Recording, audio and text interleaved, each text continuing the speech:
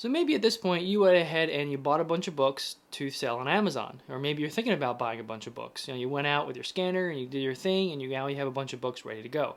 So what do you do now? Well, in this video, I'm going to go ahead and go through the steps that pretty much every Amazon FBA seller goes through to get the books and send them to Amazon.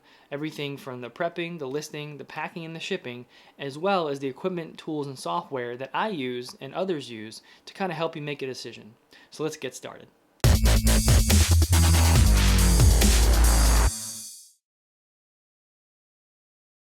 Hey guys, it's Lenny from Simon Says Resell, where I go ahead and share my experiences selling on Amazon. I go ahead and create how-to videos, share some tips and tricks and stuff like that I've learned through my experience selling on Amazon. But in this video in particular, we're going to go ahead and talk about the process from pretty much the point where you have the books in your house, you already went out and scanned them, and definitely look at the other videos I've made about best places to scan books, and maybe even the FBA scan app and the Amazon seller app, to kind of get that part of it done. So the first part is getting the book. So let's say, I assume from this point you've already done that, or maybe you're even thinking about it, but from that point on, you have to send the books to Amazon if you're doing FBA. And there is a bit of a learning curve. There are some steps that need to kind of be thought out beforehand. And the one word I kind of just want to bring to your mind is workflow. What's your workflow from the point that you have the book in your house to when you ship it to Amazon? So there are some steps in between that you have to kind of have a good idea about what you're doing before you jump in, because it'll just save you a lot of time and money. So in this video, I'm going to go ahead and go through the steps, specifically the prep, the list, the pack, and the ship steps in that order, to get them out the door to Amazon so you can sit back, relax, and get that money coming in. So again, the first word that I really want to point out and stress, I can't stress enough, is workflow. It also kind of goes in tie with the whole business model video I did previously. But the workflow, specifically the workflow I'm talking about, again, is from the time you have the book in your hand at your house, or maybe a box of books, maybe 20, 30, 100, however many books you have at your house, from that point on to sending to Amazon, because there's a little bit of a learning curve between that. So first and foremost, the prep work. Once you get the books from the Goodwill, yard sale, wherever you get them, before you think about doing anything, at least what I like to do, is I like to prep them. And what I mean by that is, I'm obviously at the Goodwill or whatever I'm doing, I'm scanning, I'm liking the book I see, I keep it, I buy it, I bring it home. But before I actually get into the process of my full workflow for sending to Amazon, what I do is I inspect the book really quick again at home. For the most part, they're acceptable. I mean, not the condition acceptable. For the most part, they're I approve them, I guess, let's say that. I approve them, meaning there's no mold, there's no mildew, there's no major issues with the book. So then I got to figure out, not so much the condition, you can at this point, but before that, what I like to do is inspect the book. I look at the front, the back, the middle, the sides, the cover, the inside cover, everything, to see if there's any major thing wrong with it or anything that I have to maybe make an adjustment with. The biggest thing that I usually have to do in my prep step is taking stickers off. Stickers are a big pain in the butt. What I usually do, obviously, when I buy the book, I'll see it has a sticker or two. Some stickers come off extremely easily. Some stickers take forever to take off. So I'm going to kind of go through the tools and equipment that I use to help you take stickers off. And some of them are probably common sense no-brainers, but there's others that I didn't know about until I watched videos like this and someone mentioned to get them. So I have them next to me here. I apologize as I lean down to get them, but I'm going to show them to you right here. So let's say you get a book and it has a sticker. Now every sticker is different. Of course, they're very similar stickers, but what I mean is the adhesive within the sticker, the sticky part. Some adhesive is easier to take off. Some adhesive is extremely hard to take off. Who knows how long the sticker's been on the book? Maybe it's been on the book for a week or 2 years. So they're going to be very different scenarios as far as how hard it is going to take off. And there's different types of adhesive. Some has oil base, some has other base. So I'm not going to get into the chemistry and the technical part of it, but ultimately, if you have this arsenal of tools to help you get the stickers off, you'll be more than good as far as knowing how to do it. Now, I do have to say, it may take some time to actually do that and kind of experiment of what works best. Obviously, you wouldn't use a certain tool on a certain hardcover or a soft cover, because as you start rubbing, it'll probably take off the ink off the actual book. So be very careful with this. So if you do have some books that are old, that are you're able to kind of experiment with, go ahead and try it out, because the tools and the liquids that I'm going to share with you, they may or may not be the best option for that particular book, or the quality of the book and the material on the book, because some are, the hard covers have a soft shiny cover. The paperbacks also some have some soft shiny covers, but there are also some that don't, so just got to be careful. In this video I'm not going to go through the how to actually use all of them. I'm just going to show them to you so you can kind of create a list, and then from there kind of choose which one works best for you, and you may even have some in your house that you can choose from. So the first tool that I'm going to kind of show you guys is a razor blade. So you can get these in any hardware store pretty much. I use these often if there is a specific sticker that I can't get off so easily. Sometimes I'll just try doing this first without doing anything else. Sometimes I use my nail, but this usually is kind of a quick excuse me, a quick motion to kind of start getting the sticker off. One thing you got to be careful with this is, as you start taking this off, the sticker off with this, if you start twisting it a certain way, you may twist too hard or press down too hard with the actual razor and start cutting the book. So be very careful, especially really any type of book, hardcover and softcover. I've done it. It sucks. Be careful, but it is a very useful tool. The more you do this, the more practice you get have yourself doing, the better you get at this. But this is one of my #1 tools right now. The next tool, which is very good for permanent marker. So the Goodwills and some of the stores I go to, they write a number or a word or some code on the actual barcode of the book. There are some tools and liquids that will get that off. The safest is this guy right here, an eraser. I'm sorry if it's not zooming in or not, but it's just a plain white eraser. You can use any type of eraser, but I like the bigger ones because they're easier to hold. The only issue with this is, as you erase, the little shavings get all over the place, but it's pretty easy to clean up. But if you have permanent marker on a book, this is my #1 choice. It takes a little bit of time, maybe 30 seconds, but it comes right off. And I really enjoy this this tool because it's the safest. Now, the tool that I use for the permanent marker, if this doesn't work, I also use rubbing alcohol.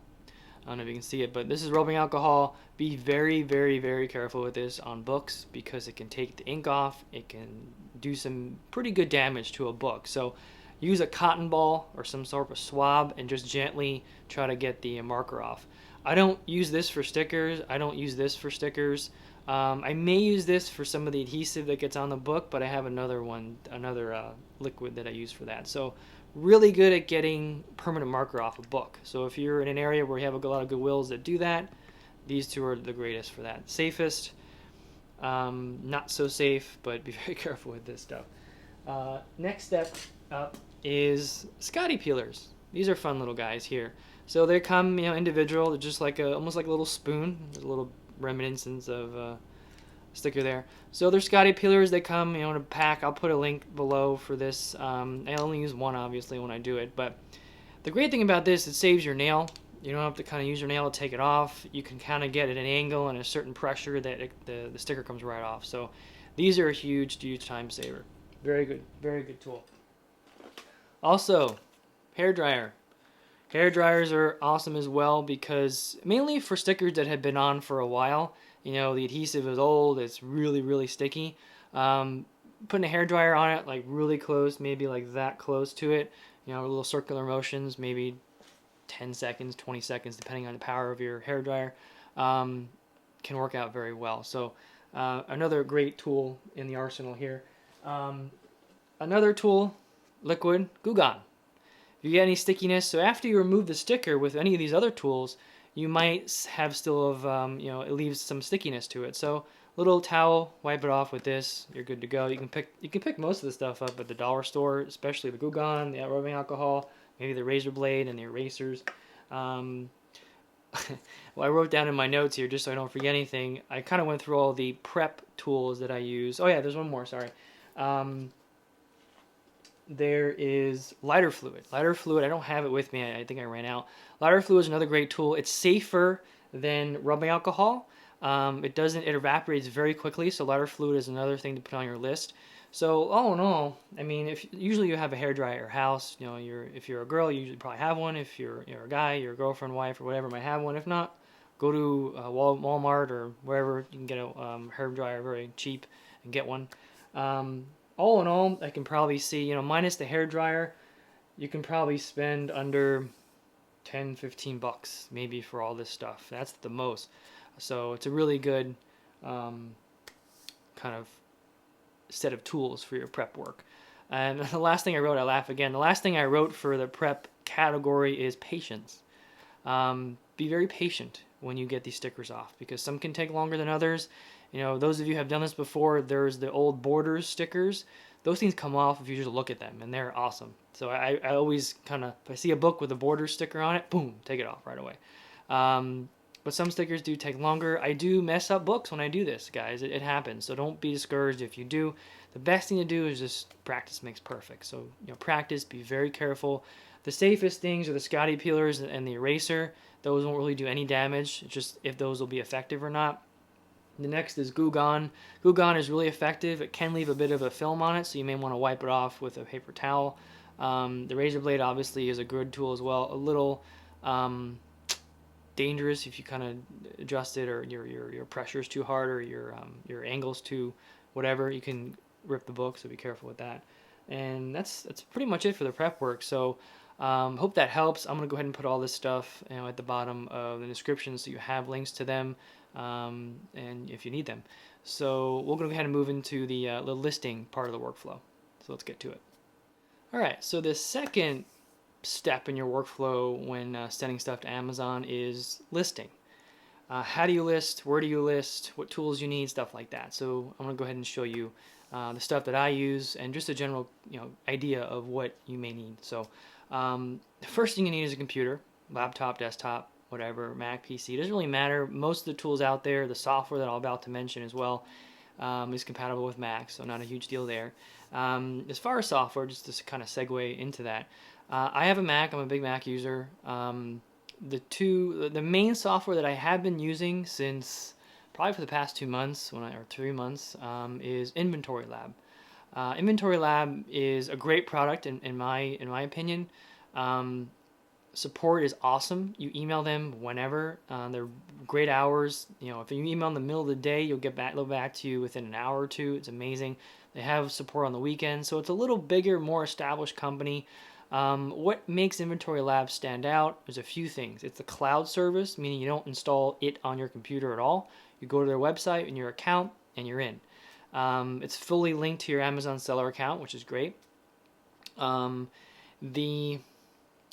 It has accounting and listing capabilities, which is kind of the best of both worlds. So you not only can you list your products, you also have a full accounting. I wouldn't say full, maybe like a 90%, accounting type of functionality where it does profit and loss.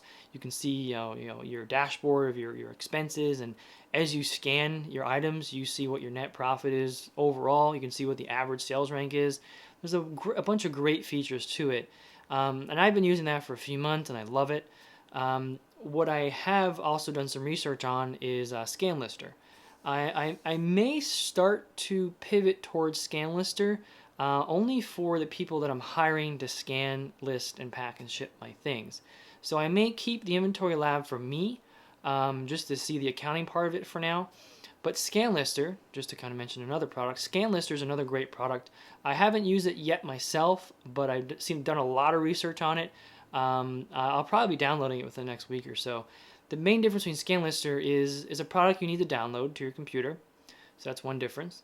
It's not a showstopper. It's just how it is.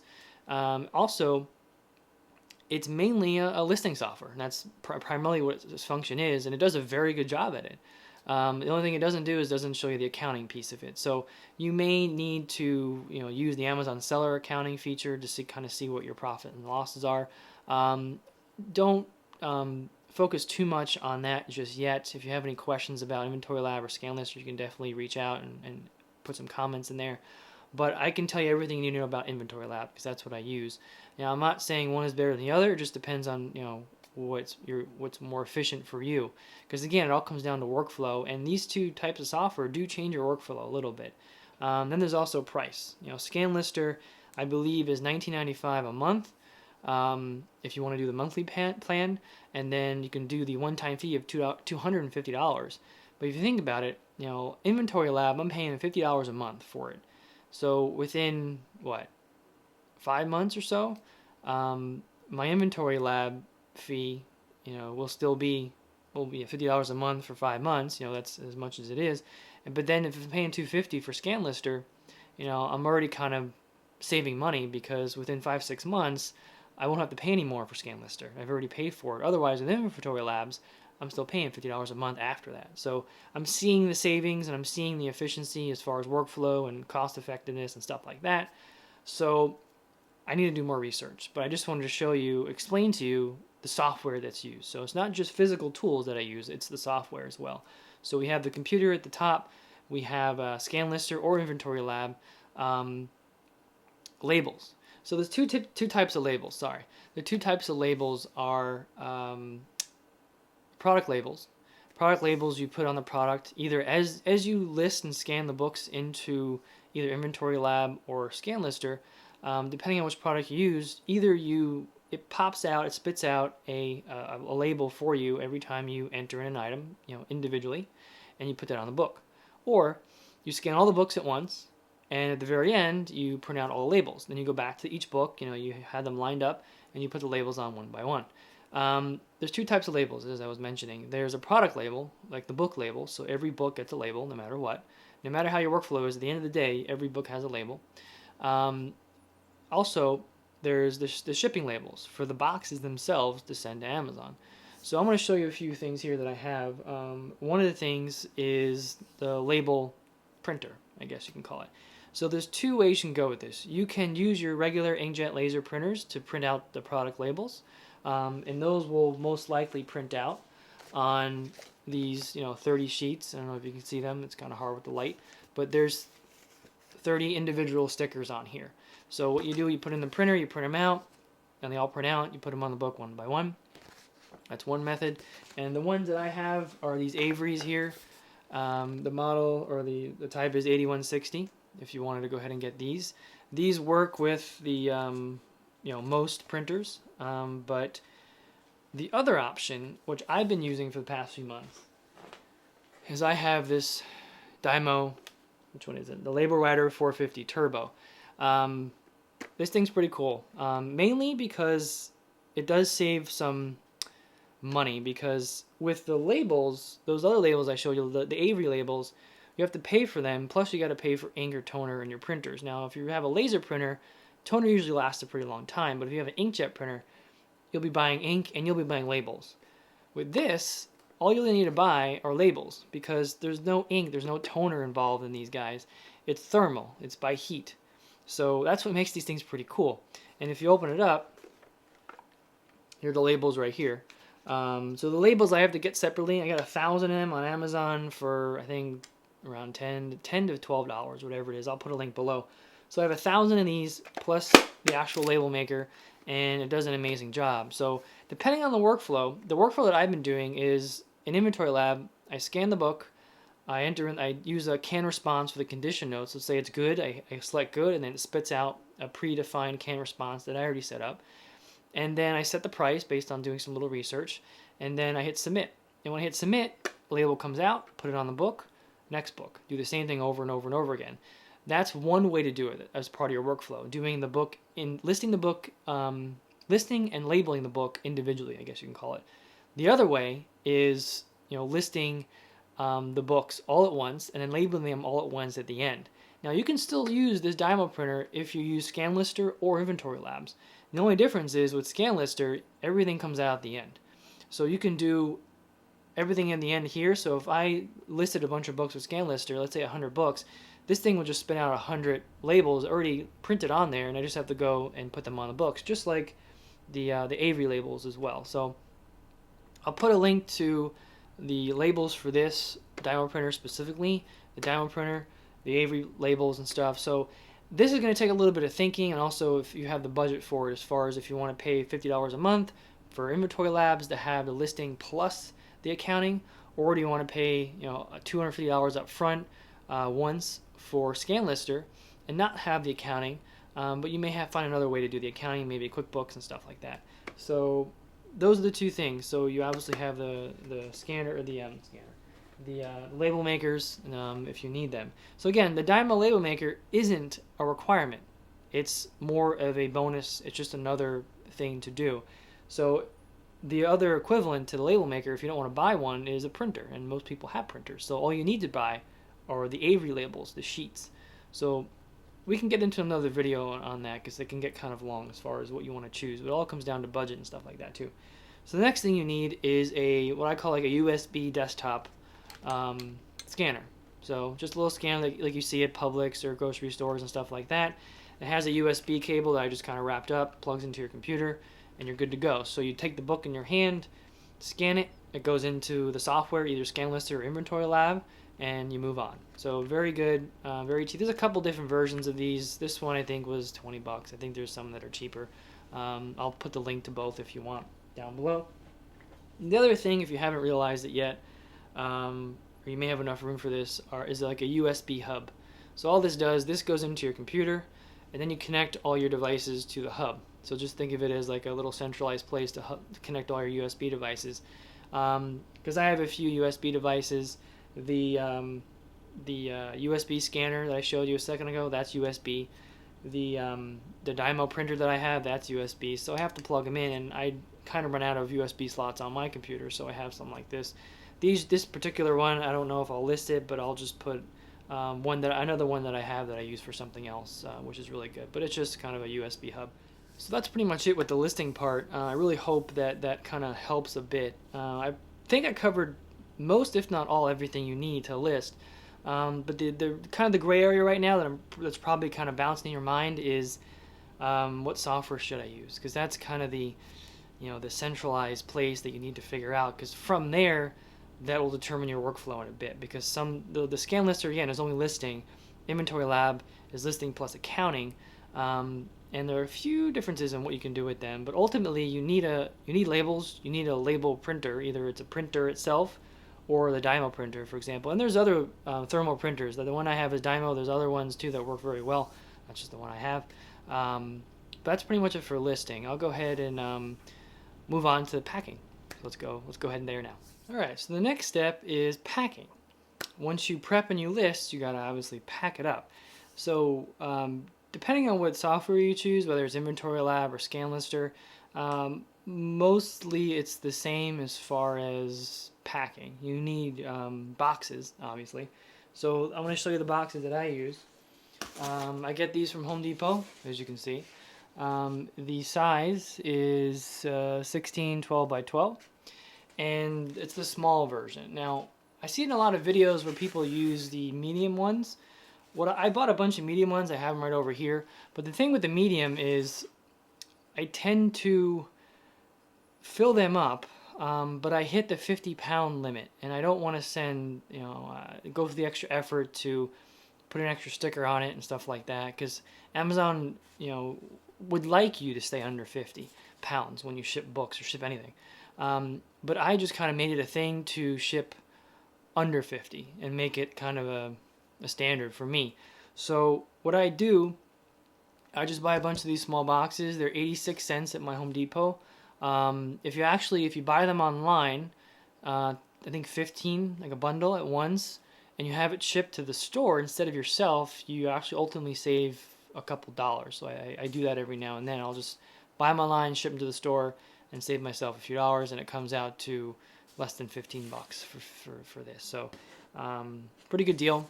You obviously can get boxes anywhere else, but I just like the consistency with the size and everything. I know how many books I can fit in here. I can probably fit, if they're all paperbacks, I can probably fit close to 50 books, maybe 45. If it's a mix of paperback, hardcover, I can probably fit 25 to 30 or more, keeping it under 50 pounds. So these are the boxes I use. Good quality, brand new boxes. But again, if you have boxes you can get somewhere else that are decent, go ahead. What is going to happen, now that I mentioned that, what is going to happen every now and then you'll start scanning, and if you're doing FBA, as you scan, it'll tell you what distribution center or what warehouse to send to, whether it's Fort Washington or wherever else. It may have you ship a few of them somewhere else. So it happened to me once. I sat down and did one big scanning import listing kind of thing for my books, and it had me sending to 8 different places at the end. It was only about 100 books. I was like, what the hell? So it had me send one individual book to 3 different places. So I obviously can't use this big thing.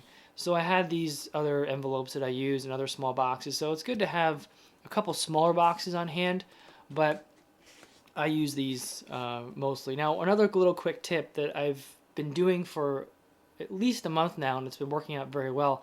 I haven't run into the issue where I had to ship to multiple places, because what I try to do, is I try to carve myself an hour and a half where all I'm doing is listing. And what I found happened is when I was shipping to different places, I didn't really do it all at once. I kind of did 20, had dinner, came back, did another 30, watched TV with the family, came back. I kind of staggered it over the night, and that's when they were sending me to different places. So what I try to do is I try to allocate an hour and a half where I'm sitting down and only shipping books. And if I do that, there's a greater chance of me going to one place. And so far, that's been Fort Washington. It's been constantly Fort Washington. So a little quick tip there.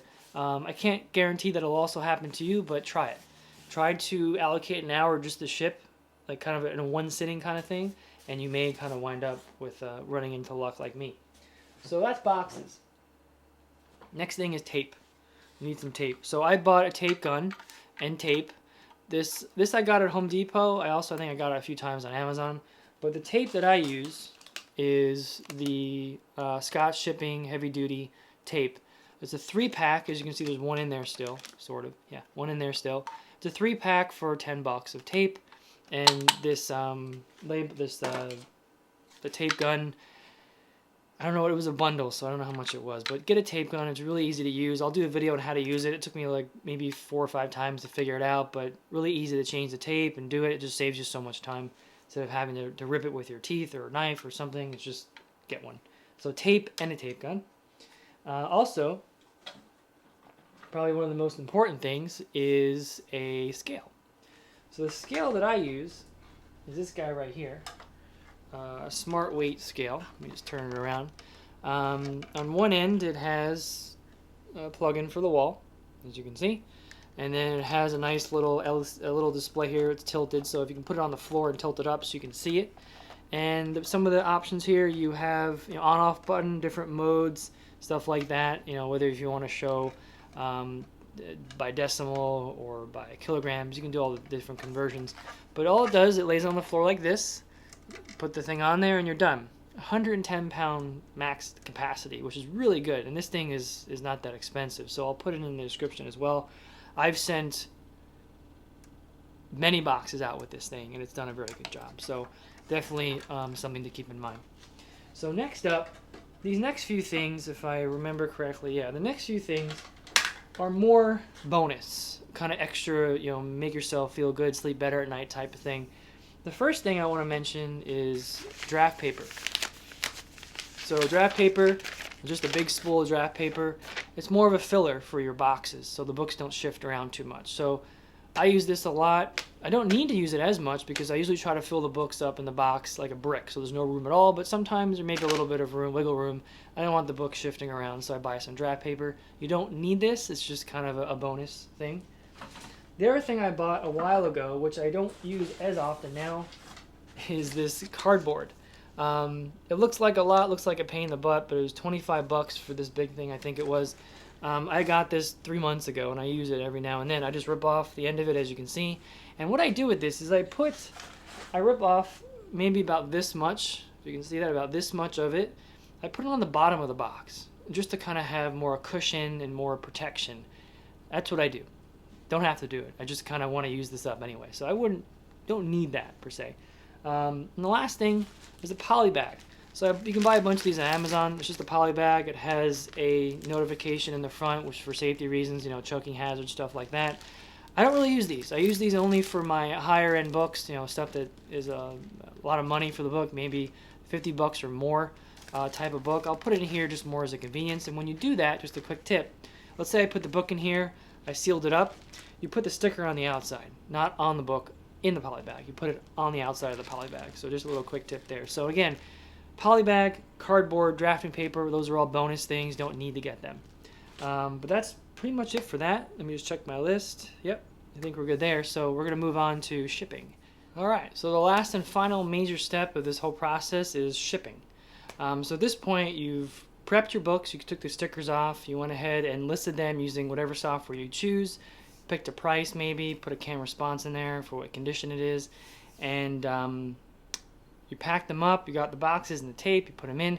I'll do another video, which I forgot to mention last in my packing section here. I'll do a video on how I pack my books in boxes, but honestly, it's not really that difficult. Just make sure that they are not sitting in a place or a position where they can kind of bend pages, bend covers, stuff like that. But it really is common sense. So the last one is shipping. Really easy. For shipping, I talked about labels before. I talked about the product labels, either using a Dymo printer or a thermal printer like that, or using the Avery labels, the 30-sheet labels. But that's just for product labels. Now we're talking about shipping labels, two different things. So shipping labels go on the boxes themselves when you ship to Amazon. Best advice, which I found out myself watching another video, and I thank that person, whoever it was, you actually can get them for free, 100% free. Sign up for a UPS account. When you sign up for UPS account, go to the supply section or the product section and drill your way down to labels, and you'll find a 50 quantity of the 2 sticker labels. I forgot what the exact name is, but it's there. And I have them right here. Not only are they free, they ship them to your house for free. So they come in like this paper baggie like this. Open it up, and you have 50 of these guys. And if you can see it in the video, probably can't, there's 2 sheets of stickers on here. So basically 2.5 there. So 2 stickers on 1 piece of paper. These are the ones that go on the box. So all you need at this point, really, well, at least what I use, is my inkjet printer. So I'll put these in the printer in a way that I know they'll print out correctly and print them, and they print out perfectly. I actually just did a box today. I already sent it out. But it prints the 2 stickers, because when you send to Amazon, it does have 2 stickers. One sticker is more for UPS, the other sticker is more for FBA, Amazon. So there's 2 separate stickers. But free, UPS. Sign up a UPS account. Get it for free. If you can't find which ones they are, I'll try to, if I remember, I'll try to put the actual name of the labels in the description of this video, so you know which ones they are. So yeah, free. So I don't really know what to tell you as far as if you want to buy these things from somewhere else, because I have never bought shipping labels in the past since I started. You can only buy 1 at a time, and I think you can do like 1 a month. So there comes with 50. So if you don't really ship that much, these things will last you a pretty long time. So the last one, so that's a requirement. Those shipping labels are a definite requirement. The next item I'll show you, the only other item on my list really for shipping, other than I'll explain what I do, is a bonus. Now, I hurt my back a few years ago. I had a herniated disc pinching my sciatic nerve. Went through therapy. I'm much better now. I'm back to cycling. I'm back to running. I'm doing a good job. I still have to be careful, but I still want to protect my back. So these boxes that you're sending, you have to lift them from your house to your car, and to your car to the shipping store, whether it's UPS or whatever it is. So to save myself and my back, I got a little hand truck, and I'll try to show it to you. It's not that heavy. It's a little hand truck here, as you can see.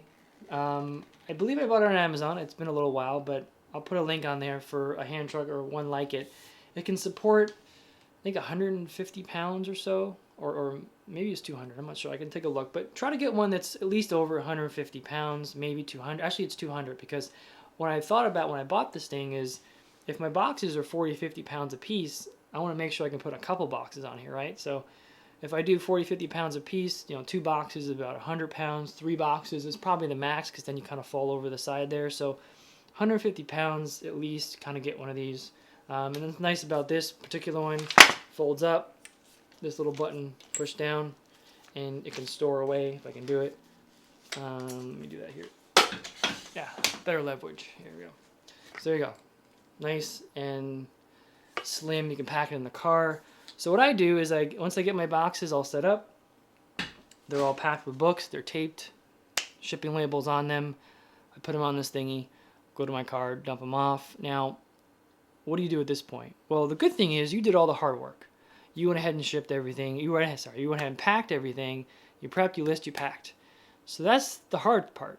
Now you just really, there's nothing else to do other than focus on the pricing maybe later on. And there's a whole another video I can do about repricers because I use a repricer myself. But once you get the boxes, you put them in your car, you either can go, if you're doing UPS, go to UPS store. You literally just drop them off. They weigh them, they scan them, and they give you a receipt for every box, you know, a whole kind of batch of them. Then you don't have to pay anything else because when you already paid for the shipping when you got the shipping labels. Because what I kind of didn't mention when you ship is when you're done with the prep, listing, and packing, you enter in how much the box weighs or the boxes weigh, what the dimensions are, then you hit, you know, calculate price, and it gives you a price that's going to cost you to ship them to Amazon. So I shipped a box today with 25, 30 books. It was about 10 bucks. But it also depends on where my shipping center is. So Fort Washington is where I was shipping to, and I live in Florida, South Florida, so about $10, $11 to ship 25, 30 books. So when you calculate the shipping cost, you hit OK, and it prints out a PDF that gives you the design for the shipping label. Then you print that label on one of those free UPS label sheets, and then you're done. You put them on the box, you're good to go. So let's say you go to the store, and you go to UPS store, you just drop them off, don't have to pay for a thing. It'll probably take you less than 5 minutes. I also go to a pack mail store. So pack mail stores kind of do everything. They do UPS, FedEx, USPS, DHL, you name it. I go there as well, depending on what direction I'm going when I have boxes. And it's the same thing. I go there, I drop it off, they scan it, they give me a receipt, and I'm done. So once you drop them off at the store, UPS, pack mail, wherever you go, you're done. So a lot of people get stuck. They get frustrated because it is 100%. There is a learning curve here. But once you figure it out, it's easy. You know, it doesn't take you that long to figure it out. But once you figure it out, it's easy. And the main thing between FBA and selling as merchant is with merchant, you're kind of doing all the work all the time and throughout the process, right? You're listing it and then you wait. And then once it sells, you have to pick, pack, ship, you know, and stuff like that. So you're doing it as the stuff sells. But with Amazon FBA, as you probably can figure out now, is you ship tons of books at once. But once they're shipped and they're on their way to Amazon, you don't have to touch them ever again, for the most part. All you have to do is focus on pricing. Make sure the prices are good, make sure the condition's good, stuff like that. But you've kind of already took care of that in the beginning when you listed them.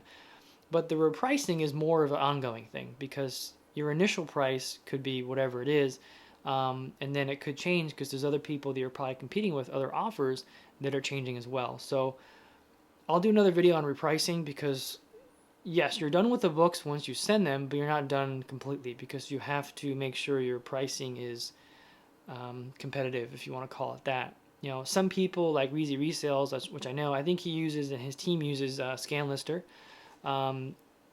They just set an astronomically high price, like $300 every time they list. And then they go in with a repricer, and that repricer looks for that amount and adjusts the price based on the condition, for example. And that's all automated. I use a repricer a different way. What I do is when I list the books, I spend a little more time looking at the average kind of price, and I price it right then and there. Not an astronomical price. I don't lowball it. I kind of do an average as my initial price, and then I list them, I send them, and my repricer goes in and it uses the condition of the particular book and the other offers that are available, and it kind of adjusts the price itself. So if I listed a book for, you know, $14.95, and it thinks based on its algorithm that $13.97 is better, it'll adjust it to that because it's competing with the other people, and it does it all day long. I have my repricer doing this 3-4 times a day, I believe. But we'll do another video on that. But I hope this video was really helpful. You know, we went through the prepping, the listing, the packing, the shipping, just the supplies, just the equipment, just the tools. We didn't go into how I do it. And I purposely did that because this video would be longer. But I just wanted to kind of give you a rundown of my equipment, the tools, the software that I use, and the workflow. Workflow is extremely important. So again, if you're not really sure as far as the listing part, what software to use, whether Inventory Labs or ScanLister, don't worry. Do a little more research, watch a few more other videos of mine and other people that are doing this, because that's how you learn.